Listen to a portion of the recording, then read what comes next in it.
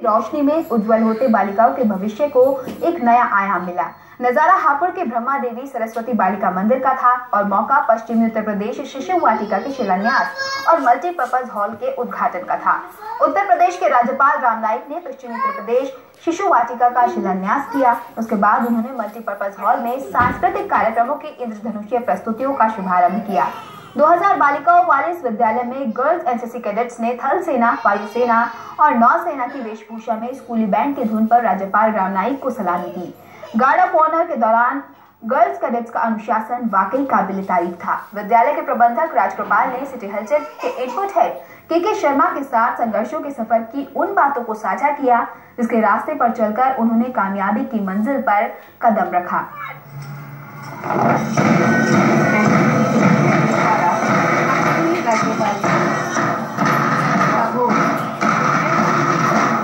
शक्ति का परिचय कदम में कदम मिलाती संकल्प अपनी दृढ़ता का परिचय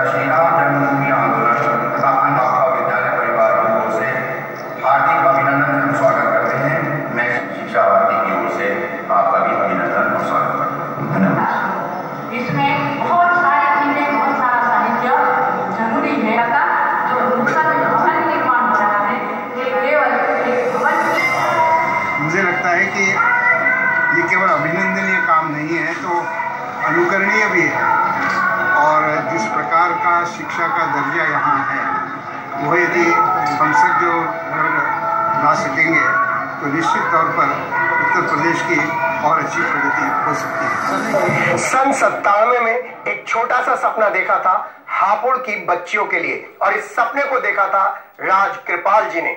जी हाँ, आज उम्र के इस पड़ाव पर भी बेहद सक्रिय भूमिका में नजर आ रहे हैं। आइए सीधे उन्हीं से बात करते हैं। सर, स्वागत है आपका। सन 1997 में जी ये कल्पना की गई थी कि बालिकाओं का सर्वांगीण विकास किया जाए। विद्या भारती के अंतर्गत शिक्षा भारती द्वारा संचालित इस योजना को मूर्त रूप देने के लिए सर्वप्रथम हमने शिशु वाटिका का और समर्थ भारत का प्रारंभ किया।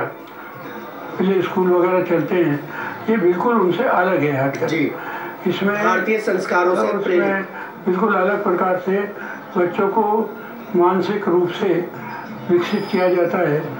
यानी जो हमारे बच्चे इंटरमीडिएट पास कर लेते हैं जी, और वो 8 कुंडीज के सिद्धांत को नहीं जानते, वो हमारे शिशु वाटिका के बच्चे ये जो है जान जाते हैं। उधर सांस्कृतिक कार्यक्रमों की झलक में नारी शक्ति की तस्वीर दिखाई दी। एक से बढ़कर एक कार्यक्रमों ने राज्यपाल राम नाईक को भी मंत्रमुग्ध कर दिया। विद्यालय की छात्राओं ने नारी शक्ति की थीम पर 29 राज्यों की अलग अलग प्रस्तुतियों से दर्शकों की खूब तालियां बटोरी। राष्ट्र प्रेम के जज्बे से सराबोर ब्रह्मा देवी सरस्वती बालिका मंदिर के सांस्कृतिक कार्यक्रमों में ऐसा लगा कि पूरा हिंदुस्तान एक ही झंडे के नीचे उतर आया हो। कभी शास्त्रीय संगीत की ऊंचाइयां तो कभी देशभक्ति का वो जज्बा जिसने कार्यक्रम में मौजूद एक एक दर्शक में राष्ट्र प्रेम का संचार कर दिया।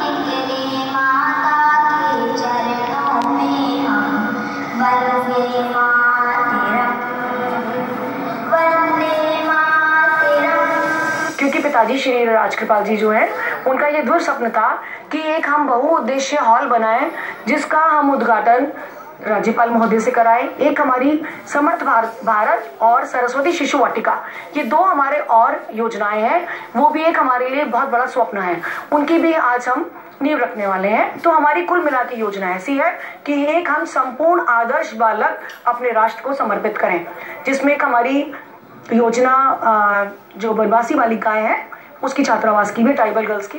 वहीं राज्यपाल राम नाईक ने विश्वविद्यालय में होने वाली परीक्षाओं को पारदर्शी और निष्पक्ष बनाने के लिए कई सख्त फैसले लिए हैं ताकि परीक्षा को नकल विहीन कराया जा सके। हापुड़ में ब्रह्मा देवी सरस्वती बालिका मंदिर के कार्यक्रम में शिरकत करने आए राज्यपाल राम नाईक ने पत्रकारों से बातचीत करते हुए कहा कि प्रदेश की 29 यूनिवर्सिटीज में सीसीटीवी की निगरानी में परीक्षा कराई जाएगी।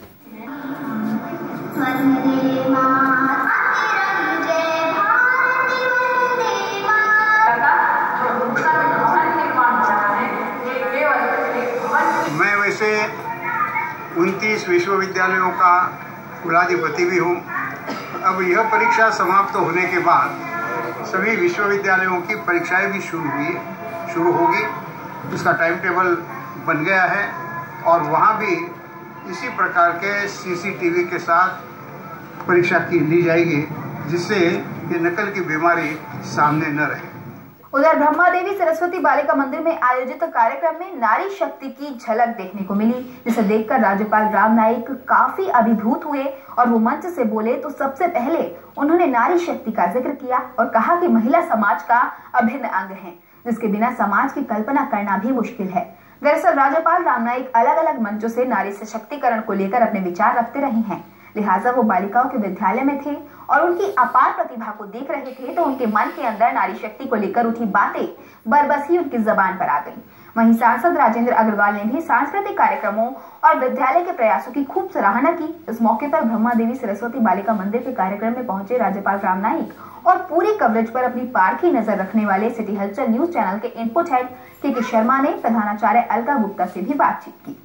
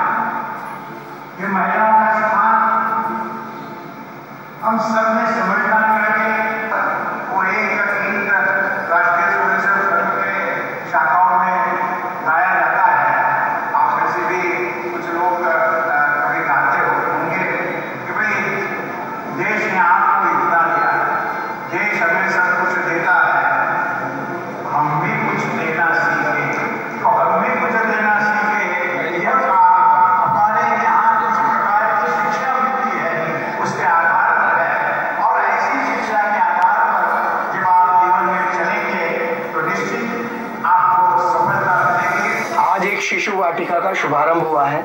इसको लेकर के अब अंग्रेजी मीडियम स्कूलों की जो एक भ्रांति थी वो दूर होती जा रही है। कितना बड़ा प्रयास देख रहे हैं? इसके लगभग 30,000 के आसपास पूरे देश में विद्यालय हैं और स्वाभाविक रूप से लाखों बच्चे उसके अंदर पढ़ते हैं।